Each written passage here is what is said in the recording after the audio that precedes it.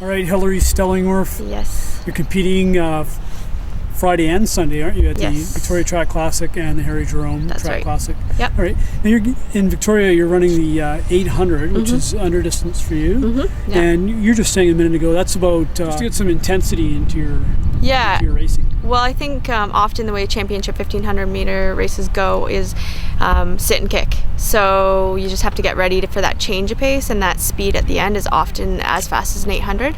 So, I mean, often I've had to run like a 1:30, 600 in the last 600 for a championship race, which is 2-minute pace for 800. So it's always good to drop down and run an 800 and get that speed in your legs. And it's also a world-class field, so you can't pass that opportunity up to run against such good competitors at home.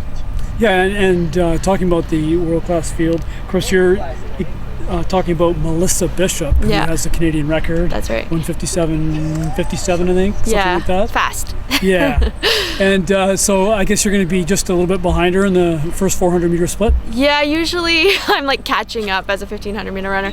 By the time we get through 400, they go out in like 27 and I'm falling behind at 28 and then catch up by the time we hit the lap to go. So if I can be close to Melissa, that's awesome. She's done so well and been so consistent, and it's just a great opportunity to run with her and other women in the field. Yeah. And but you've run quite well in the 800, even though you're a 1500-meter runner. I think you have about a 2:02. 2:01:20. Yeah, in Lausanne after the Olympics 4 years ago. Ever thought of moving down? Yeah, I love the 800. I'm not fast enough to do it. I think, the way the 800 goes, Melissa showed that last year, you have to run 1:57 to make the final.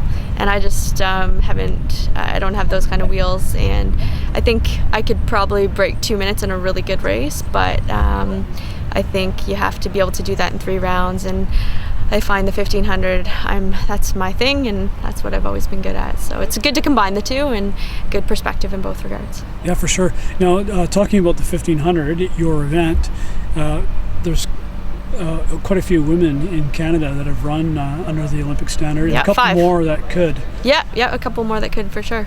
Yeah. So what do you think it's going to take to get at the trials in Edmonton? July 7th to July 10th. What's it going to take? What kind of time do you think? Or would it be real tactical? Yeah, racing? I think generally it's tactical. There's 2 factors involved with that. One, we're at a little bit of altitude in Edmonton, so I think it's about 600 meters, which factors in 1500.